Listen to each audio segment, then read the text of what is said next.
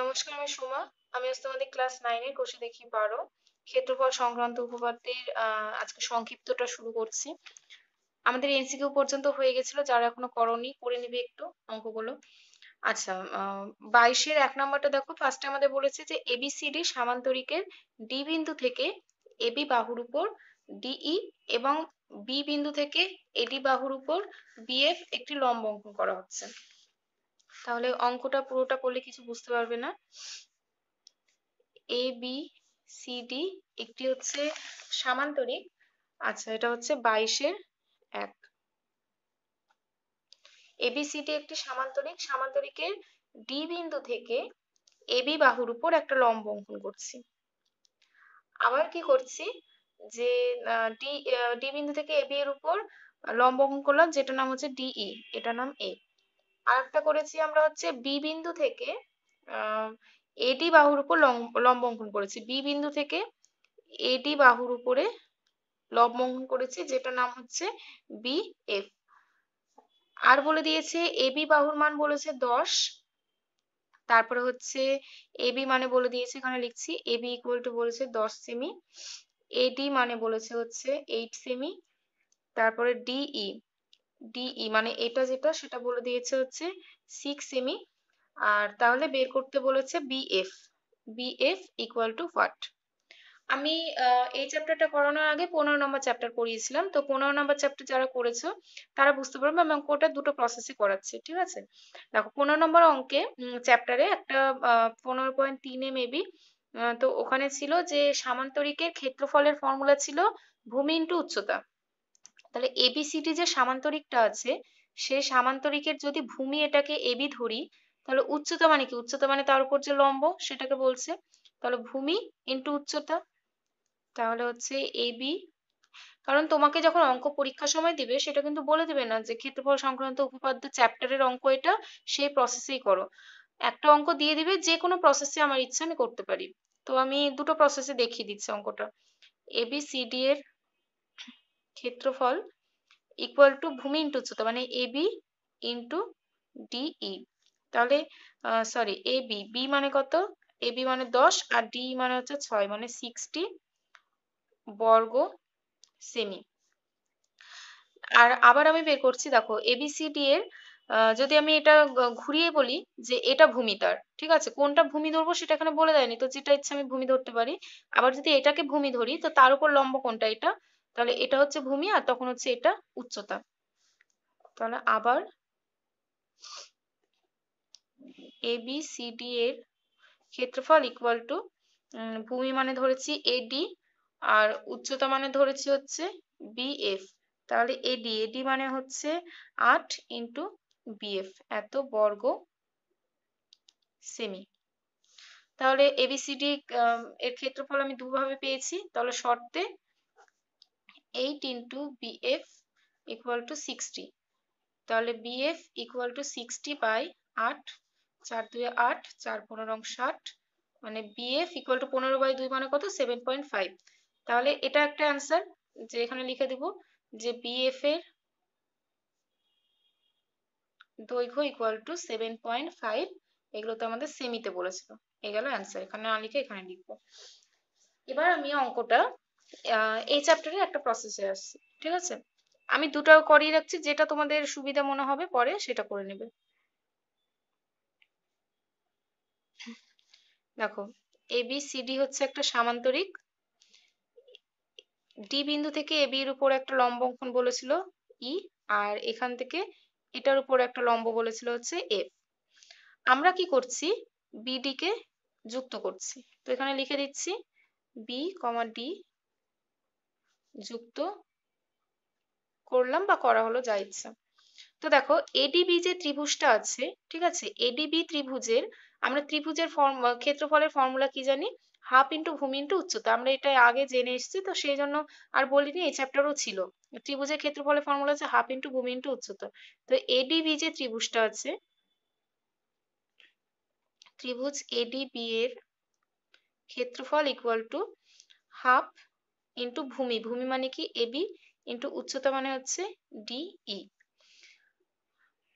AB, AB মানে বলেছে 10 আর DE মানে বলেছে 6। তার মানে হচ্ছে 30 বর্গ সেমি, ঠিক আছে।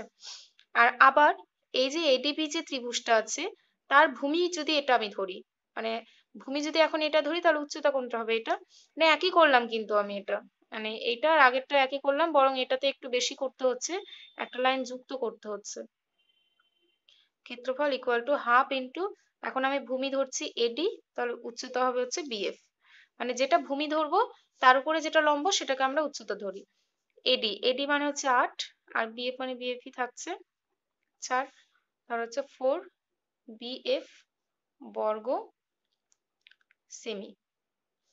তাহলে শর্তে বানিয়ে দেবো, শর্তে 4 বিএফ ইকুয়াল টু 30, তাহলে বিএফ ইকুয়াল টু কত হচ্ছে 30/4, অতএব বিএফ ইকুয়াল টু 7.5। তো লাস্টে লিখে দেবে অতএব বিএফ এর দৈর্ঘ্য 7.5 সেমি। লাস্টে প্রত্যেকটা অঙ্কের অ্যান্সার লিখতে হবে, ঠিক আছে। দেখো এই প্রসেসটা যদি করো সেটা এই চ্যাপ্টার ওয়াইজ হচ্ছে, কারণ এখানে একটা জায়গা অনুসিদ্ধান্ত ছিল, অনুসিদ্ধান্ত দিয়ে এই ত্রিভুজের ফর্মুলাটা দেওয়া ছিল। আর যদি মনে করো যে কোনো চ্যাপ্টারই করবো না তাহলে এটা করতে পারো, আমার মনে হয় এটাই ভালো হবে, কারণ পরীক্ষার সময় কিন্তু চ্যাপ্টার উল্লেখ করা থাকে না, আবার বলছি পরীক্ষার সময় তো চ্যাপ্টার উল্লেখ করা থাকবে না, সেই ক্ষেত্রে আমি যে কোনো প্রসেসই করতে পারি। এবার হচ্ছে 2 নম্বরে আসছি। 2 নম্বর বলেছে যে এবিসিডি সামান্তরিক আকারের ক্ষেত্রফল 100 বর্গ একক, বিসি বাহুর মধ্যবিন্দু হচ্ছে পি। আচ্ছা, এবিসিডি একটা সামান্তরিক আছে যার ক্ষেত্রফল বলেছে 100 বর্গ একক, আর বিসি বাহুর মধ্যবিন্দু বলেছে পি। এখানে লিখে দিচ্ছি এবিসিডি এর ক্ষেত্রফল ইকুয়াল টু 100 বর্গ একক, বিসি এর মধ্যবিন্দু পি, আর বলেছে যে এবিপি ত্রিভুজের তাহলে ক্ষেত্রফল কত হবে, এই যে এবিপি যে ত্রিভুজ তার ক্ষেত্রফল তাহলে কত হবে।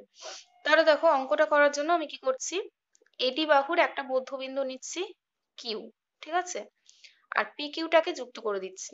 তাহলে এখানে লিখে দিব যে ধরি এডি বাহুর মধ্যবিন্দু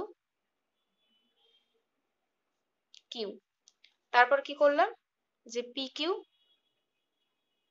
যুক্ত করা হলো। তাহলে দেখো এটার মধ্যবিন্দু পি আর এটার মধ্যবিন্দুকে কিউ, তাহলে যদি এরকম মধ্যবিন্দু দিয়ে যুক্ত করি তাহলে এই যে এটা হচ্ছে মানে এ বি পি কিউ যেটা হচ্ছে সামান্তরিকটা, এটা সামান্তরিকে উৎপন্ন হয়, এর কারণ আমি প্রয়োগে করিয়ে দিয়েছি যে এটা এটা সমান্তরাল হবে, এটা এটা সমান্তরাল হয়ে যাবে। তাহলে এই যে সামান্তরিকটা উৎপন্ন হচ্ছে তার ক্ষেত্রফল কি হবে, বড়টার ক্ষেত্রফল অর্ধেক হবে, যেহেতু মধ্যবিন্দু থেকে আমি বিভক্ত করে দিয়েছি। তাহলে অতএব এ বি পি কিউ এর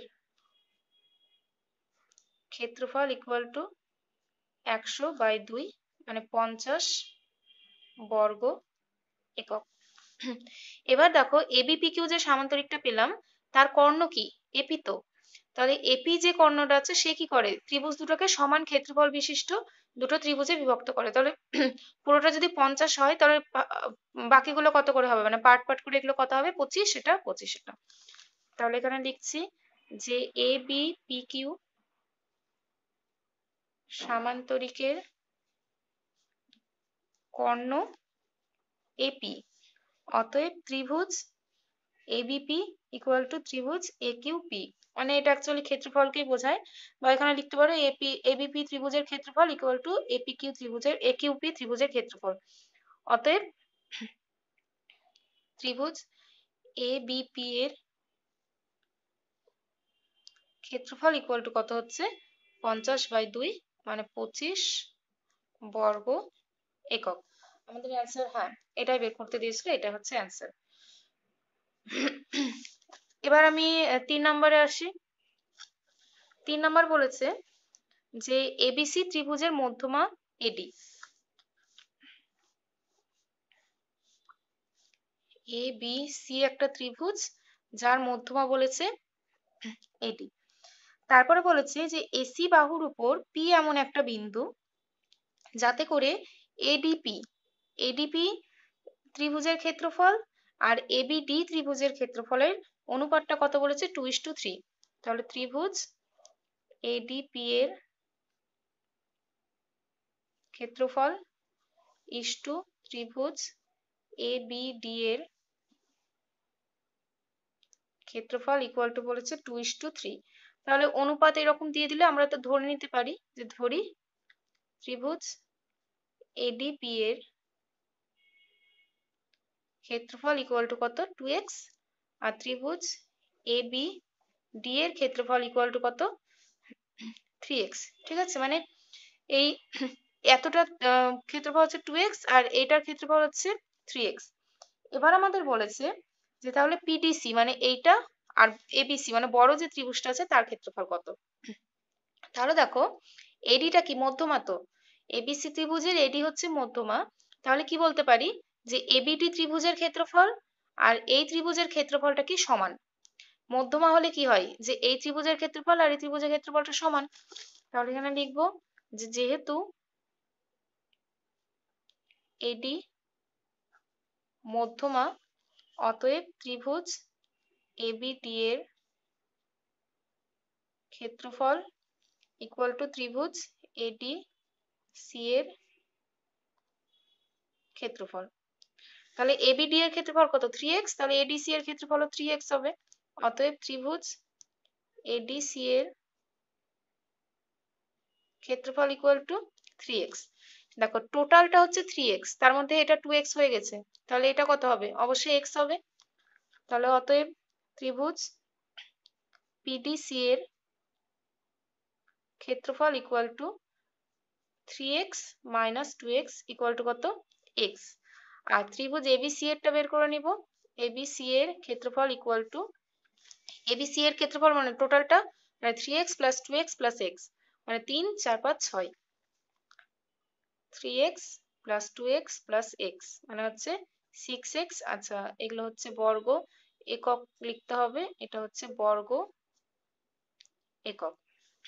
তাহলে অনুপাত বের করতে বলেছে, অতএব ফার্স্টে কোনটা দিয়েছে, ফার্স্টে দিয়েছে আমাদের হচ্ছে পিডিসি, ত্রিভুজ পিডিসি এর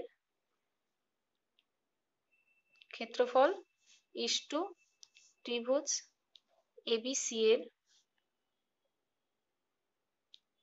ক্ষেত্রফল equal to x is to 6x, তার মানে কত, 1:6। এই গেল অ্যান্সার। তো এটা হলো। এবার হচ্ছে আইভি, একই টাইপের অঙ্ক, মেন জিনিসটা বুঝে গেলে সোজা। বলেছে এবিটিই একটা সামান্তরিক, এ বি ডিই একটা সামান্তরিক, এফ হচ্ছে ডিই এর মধ্যবিন্দু। ঠিক আছে, আর কি বলেছে যে ত্রিভুজ এবিডি এর ক্ষেত্রফল, ত্রিভুজ এবিডি যেটা আছে তার ক্ষেত্রফল বলেছে হচ্ছে 20 বর্গ সেমি। তাহলে এখানে লিখে দিচ্ছি ত্রিভুজ এবিডি এর ক্ষেত্রফল ইকুয়াল টু 20 বর্গ সেমি। তাহলে বলেছে এইএফ এর ক্ষেত্রফল কত, এইএফ এর ক্ষেত্রফল কত। দেখো এডিটা কি কর্ণ, তো তাই না, তাহলে যদি কর্ণ হয় তাহলে হচ্ছে এই যে এই ত্রিভুজটা আর এই ত্রিভুজটা দুজনের কি ক্ষেত্রফল সমান, তাহলে এটা যদি 20 হয় তাহলে এটাও কত হবে, 20। তাহলে লিখবো যে এবিসিডি সামান্তরিকের কর্ণ এডি। তাহলে অতএব ত্রিভুজ এবিডি এর ক্ষেত্রফল ইকুয়াল টু ত্রিভুজ এডিই এর ক্ষেত্রফল, এডিই এর ক্ষেত্রফল। এগুলো একটু বেশি লিখতে হচ্ছে বা একটু বড় হচ্ছে অঙ্কগুলো, কিন্তু লজিক কিন্তু একই, মেন লজিকটা বুঝে গেলে প্রত্যেকটা অঙ্ক করে নেওয়া যায়। তাহলে অতএব ত্রিভুজ এডিই এর ক্ষেত্রফল ইকুয়াল টু কত হচ্ছে, 20 বর্গ সেমি। এডি এর ক্ষেত্রফল 20 বর্গ সেমি। আবার এফটা কি ছিল? ইডি এর মধ্যবিন্দু। আমি এর আগে দিন শর্ট কোশ্চেনে করিয়েছিলাম একটা 21 আইভি মানে এমসিকিউ এ করিয়েছিলাম যে যদি মধ্যবিন্দু দিয়ে আমরা যুক্ত যেটা করছি তাহলে কি হচ্ছে, যে দুটো ত্রিভুজ উৎপন্ন হচ্ছে সেই দুটো ত্রিভুজের কি হয়, ক্ষেত্রফলটা সমান। তাহলে এই টোটালটা কি 20, আবার এরা দুজন সমান, তাহলে প্রত্যেকে কত করে হবে, 10 10 করে হবে। তাহলে এখানে লিখবো যে যেহেতু এফ ইডি এর মধ্যবিন্দু, তাহলে অতএব ত্রিভুজ এ ই এফ ইকুয়াল টু ত্রিভুজ এ এফ ডি। ঠিক আছে, তাহলে অতএব কি বের করতে বলেছে আমাদের, যে ত্রিভুজ এ ই এফ এর ক্ষেত্রফল ইকুয়াল টু কত হচ্ছে, টোটালটা 20 মানে হাফ করে দিলে 10 করে হবে, 10 বর্গ সেমি। এ হলো অ্যান্সার, 10 বর্গ সেমি। তো এবার হচ্ছে লাস্ট অঙ্ক 5 নাম্বারটা বলেছে যে PQRS একটি সামান্তরিক। PQRS একটি সামান্তরিক, x ও y যথাক্রমে PQ এবং SR এর মধ্যবিন্দু। তারপরে বলেছে যে SQ কর্ণটি যুক্ত করি। XQRY একটা সামান্তরিক যে উৎপন্ন হচ্ছে, বা হ্যাঁ সামান্তরিক যে উৎপন্ন হচ্ছে তার ক্ষেত্রফল আর হচ্ছে QSR এর ক্ষেত্রফলটা বের করতে বলেছে। এখানে কিন্তু আমাদের কোনো রকম কিছু মান বলে দেয়নি। দেখো টোটাল যে সামান্তরিক আছে তার ক্ষেত্রফল যদি আমরা x ধরে নিই, ধরে নিচ্ছি যে ধরি PQRS সামান্তরিকের ক্ষেত্রফল ইকুয়াল টু কত, x। একটু আগেই করলাম এটা, যে দুটো মধ্যবিন্দু যে যুক্ত করে দিই তাহলে সামান্তরিকের ক্ষেত্রফল গুলো কি হাফ হাফ হয়ে যায়। টোটাল যদি x হয় তাহলে এতটুকু কত, এই যে এতটুকু হচ্ছে x/2, আবার এতটা হচ্ছে x/2। তাহলে লিখবো যে সামান্তরিক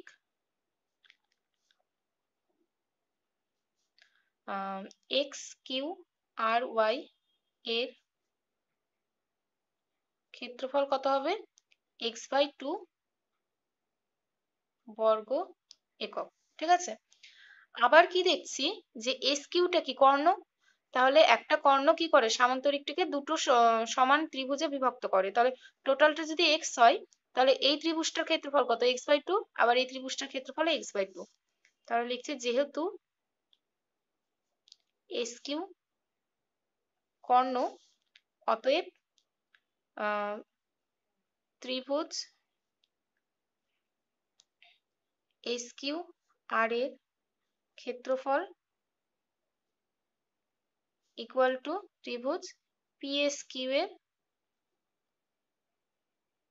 ক্ষেত্রফল। তাহলে টোটালটা হচ্ছে x, তাহলে এইটুকু কত হবে, x/2। অতএব ত্রিভুজ SQR এর ক্ষেত্রফল ইকুয়াল টু কত হচ্ছে, x/2 বর্গ একক। এবার আমাদের কি বলেছে, যে ত্রিভুজ মানে দুজনের ক্ষেত্রফলের অনুপাতটা। অতএব সামান্তরিক, অ্যান্সারে যেভাবে চেয়েছে সেভাবে লিখবো, XQRY ইস টু ত্রিভুজ SQR এর ক্ষেত্রফল ইকুয়াল টু কত, x/2 ইস টু x/2, দুদিকে সেম সেম, তাহলে কত হচ্ছে 1:1। এই হলো অ্যান্সার। তো পুরো চ্যাপ্টারে যা যা আছে আমি আরেকবার বলে দিচ্ছি। ঠিক আছে, একটা সামান্তরিকের একটা কর্ণ সামান্তরিকটিকে দুটো সমান ত্রিভুজে বিভক্ত করে। আবার একটা সামান্তরিকে যদি আমরা দুটো কর্ণ টানি তাহলে যে চারটা যে ত্রিভুজ উৎপন্ন হচ্ছে, চারটা ত্রিভুজ হচ্ছে সমান হয়। তারপরে যেটা পেয়েছি যে একটা ত্রিভুজ, ধরো একটা ত্রিভুজ, তার যদি মধ্যমা টানি তাহলে ত্রিভুজ দুটোর ক্ষেত্রফল সমান হয়। আর পেলাম হচ্ছে যে এরকম সামান্তরিকের মানে দুটো বাহু যদি এরকম মধ্যবিন্দু হয়, মধ্যবিন্দু যদি যোগ করে দিই তাহলে এটাও একটা সামান্তরিক পাবো, এটাও একটা সামান্তরিক পাবো, আর এই দুটো সামান্তরিক হবে সমান হবে, বা এই সামান্তরিকের ক্ষেত্রফলটা বড়টার অর্ধেক হবে। ব্যাস এগুলোই আছে, এক্সট্রা এখানে কিছু নেই। আর আমি প্রয়োগগুলো করিয়ে দিয়েছি, তো প্রয়োগগুলো করবে ভালো মতো। আর সংক্ষিপ্ত এতটাই আছে, আমি নেক্সট নতুন একটা চ্যাপ্টার শুরু করব। তো তার আগে এতটা ভালো মতো প্র্যাকটিস করবে, করার আগে আগে ভালো মতো প্রয়োগ করতে হবে, আর হচ্ছে উপপাদ্য করতে হবে। উপপাদ্য না করলে প্রয়োগ পারবে না, আর ওগুলো না করলে এগুলো পারবে না, শর্ট কোশ্চেন গুলো। তো এগুলো ভালো মতো প্র্যাকটিস করবে তোমরা। আজকে এতটা পর্যন্তই।